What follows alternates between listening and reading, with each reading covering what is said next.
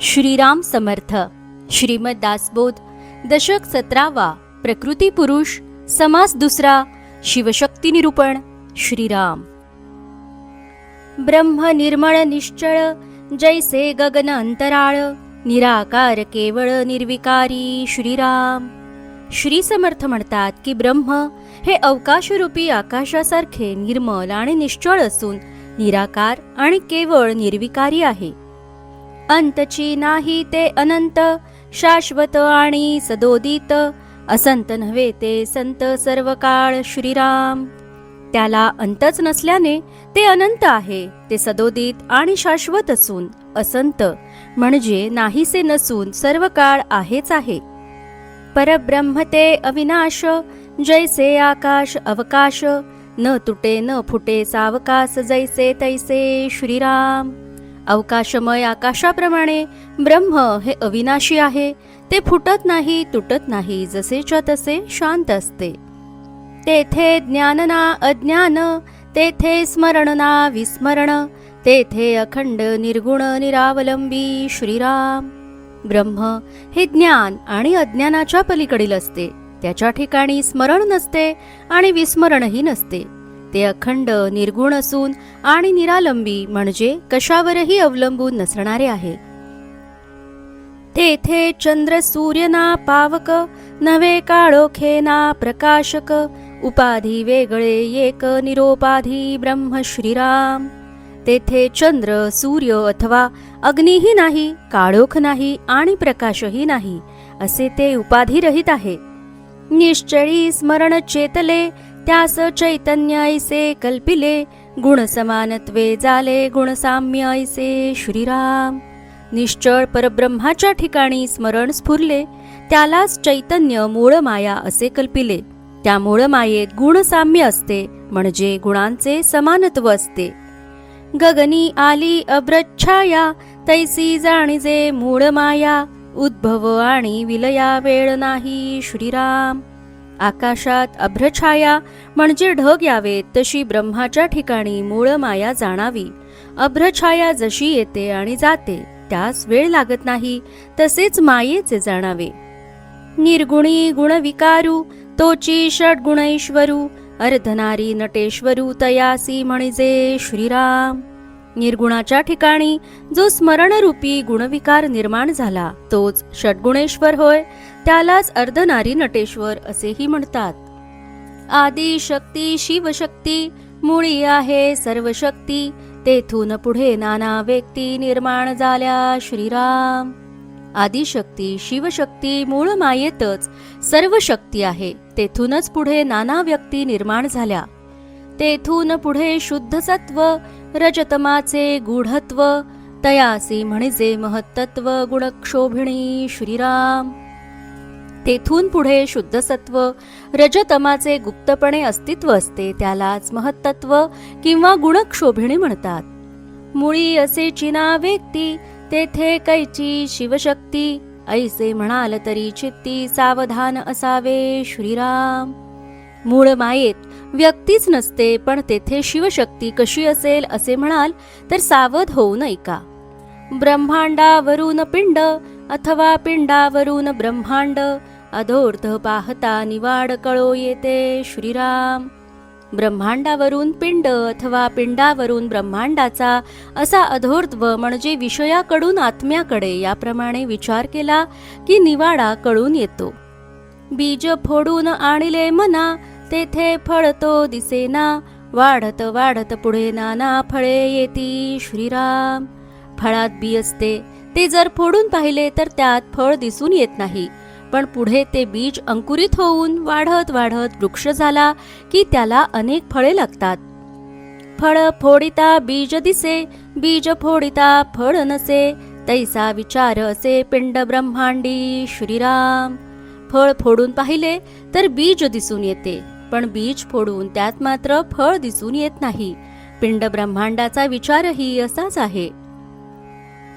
नर नारी दोन्ही भेद, पिंडी दिसती प्रसिद्ध, मुळी नसता विशदक होतील कैसी. श्रीराम. नर आणि नारी हे दोन्ही भेद पिंडात म्हणजे स्थूल देहात स्पष्टपणे दिसतात. मुळात म्हणजे मूळ मायेत जर ते नसतील तर पुढे कसे प्रकट होतील? नाना बीज रूप कल्पना तीत काये एक असेना, सूक्ष्म म्हणोनी भासेना एकाएकी श्रीराम. मूळ मायेच्या ठिकाणी बीजरूपाने नाना कल्पना असतात. तिच्यामध्ये काय असत नाही? कल्पना वासना सूक्ष्म असतात, म्हणून सहजासहजी कळून येत नाही. स्थूळाचे मूळ ते वासना आधी दिसेना, स्थूळा वेगळे अनुमानेना सकळ काही श्रीराम. स्थूलाचे मूळ ही वासना असते, ती वासना आधी दिसत नाही, म्हणून स्थूलाखेरीज आणखी काही असेल अशी कल्पनाही येत नाही. कल्पनेची सृष्टी केली ऐसी वेदशास्त्रे बोलिली, दिसेना म्हणून मिथ्या केली न पाहिजेत की श्रीराम. वेदशास्त्रात कल्पनेने सृष्टी केल्याचे वर्णन येते, ते दिसत नाही, म्हणून मिथ्या केली असे समजता कामा नये. पडदा एका जन्माचा तेथे विचार कळे कैचा, परंतु गूढत्व हा नेमाचा ठाव आहे श्रीराम. जीवाला अनेक जन्म घ्यावे लागतात. एकेका जन्मामुळे एक एक पडदा जणू उत्पन्न होतो. मग ब्रह्मासंबंधीचा विचार कसा करणार? परंतु सिद्धांताच्या गोष्टी नेहमीच गूढ असतात असा नियमच आहे.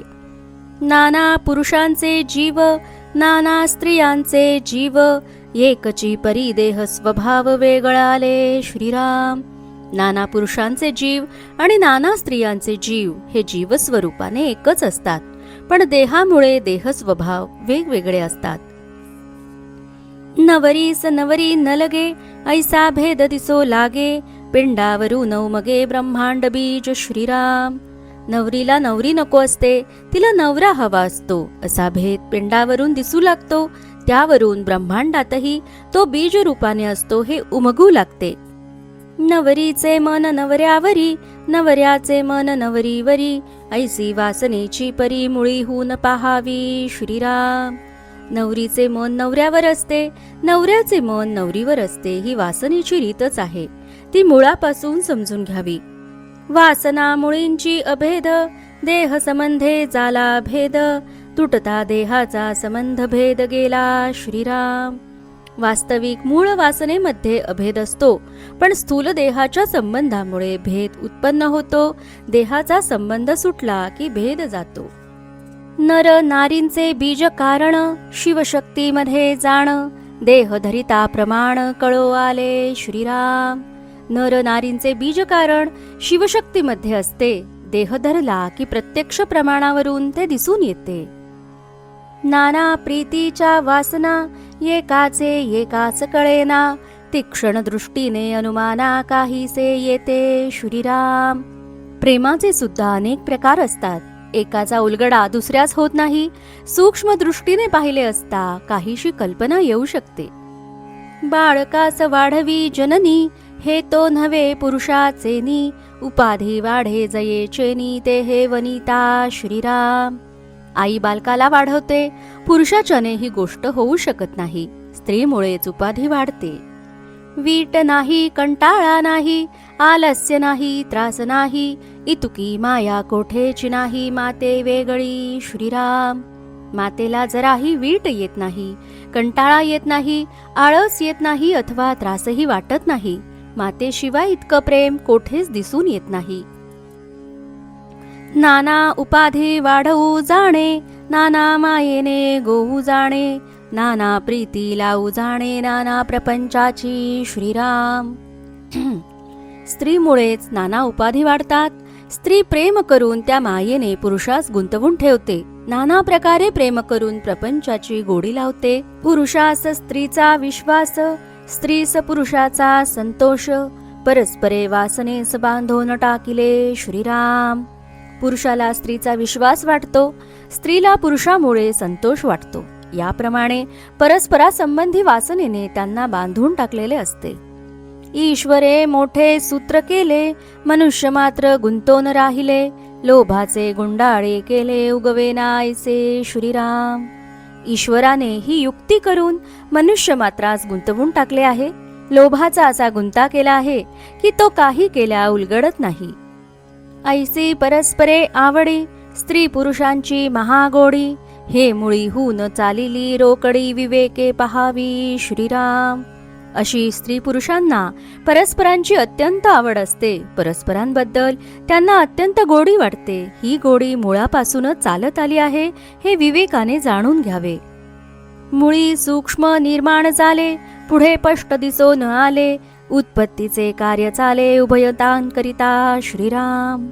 अगदी मुळात सूक्ष्म भेद निर्माण होतो आणि पुढे स्थूल देहात तो स्पष्ट दिसून येतो. स्त्री आणि पुरुष या उभयतांमुळेच उत्पत्तीचे कार्य चालते.